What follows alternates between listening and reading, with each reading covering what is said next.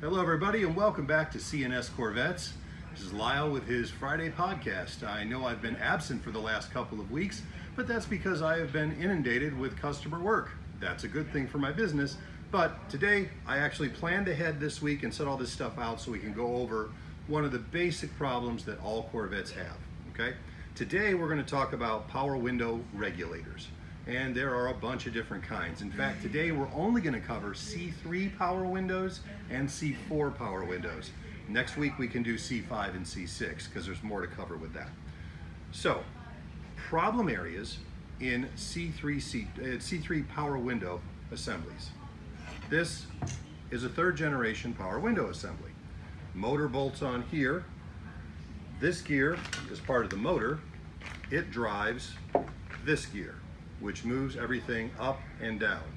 There are tracks inside your door that these rollers move in, and they glide up and down when everything's working like it's supposed to.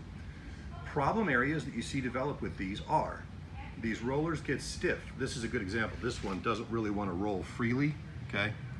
I have to actually twist it. So as this one doesn't want to roll at all. As these fill with rust, they don't want to roll and your window will bind. You can buy just the rollers and rivets and replace them on your existing assembly if the rest of your assembly is good.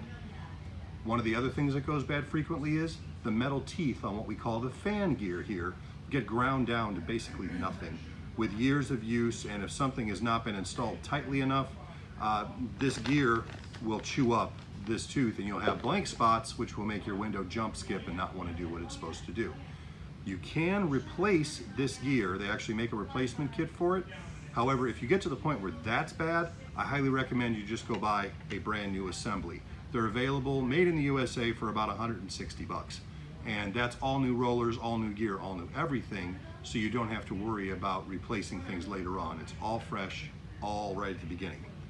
One of the things that people forget, when they take their door panel off, they should see this panel on the inside face of their door. If you can look in and see this and the motor, this isn't there. If this isn't there, when this reaches the bottom of its travel, it wants to kick the motor out like this, okay? There's actually a small bracket on the back of these that hold that in place. If this isn't in place, you're gonna end up with this assembly binding when the window's down. Never binds when it's up, always when it's down. So you're going to get caught in the rainstorm and not be able to get your window up. Make sure your car has this plate on the door. If it does not, call me, I will send you one. But the system is designed for this to be in place. That pretty much covers the main problem areas of C3s. Moving on to C4s. Two varieties of C4 window track. Okay. This one, 84 through 86. It is a very creative solution for moving a window. The whole idea is that this entire assembly rides along this plastic track. So as this goes up here. It works, but as the plastic down here ages, it gets really brittle. So what happens is this will break at 3, 4, 14, 18 places, and then your window doesn't go up and down. Two options to fix that problem. This tape is available by itself and you can replace it. Costs about $15 to $20 and you can replace it, and if everything else is working, it'll be fine. However, that is not the fix that I really recommend. The fix that I recommend is moving up to the later model, 87 to 96 power window regulator. This is a scissors assembly, spring-loaded, similar to what you saw in the C3. Other than the motors going bad from time to time, this assembly rarely fails. As long as it hasn't been hit, dropped, or bent, these pretty much work forever. That's why I always recommend upgrading to these from those if you're going to have your door apart. They both cost about the same to replace.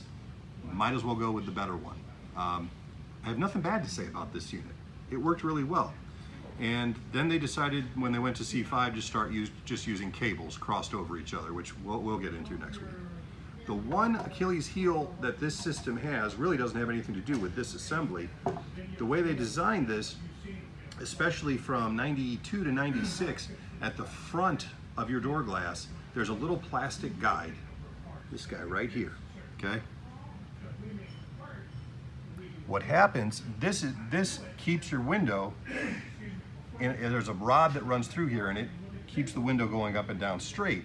When these break, the window is going to dive at the front. So you're going to go to roll up your window, and the back end of the window is going to roll up, but the front end is going to stay stuck down in your door. Obviously, you're not going to be able to close your door that way or seal the interior. These are about 20 bucks. From time to time, they go unavailable. In fact, they just went unavailable for about 6 months, and everybody was frantic because we couldn't find any. The guy who makes them put out a bunch more. We're back in stock. Everyone's back in stock. If your window, if you can take your window and your C4 and do this with it, backward to frontward, get one of these and fix the problem. It is going to solve you, it is going to save you from breaking a window. It's going to save you from filling your car with water when it rains. They're 20 bucks. Buy them now. They're available. If you need one and you can't find one, call me. I will send you one. But that's the main problem with the later C4 stuff. Really, this is the only Achilles heel it has. That pretty much covers the basics of problem areas of power window regulators for C3 and C4. If you have any questions, if you have any comments, anything, you can call me at 800-886-5064, or you can contact me at Lyle at CorvettePartsCenter.com. Until next week, have a good one.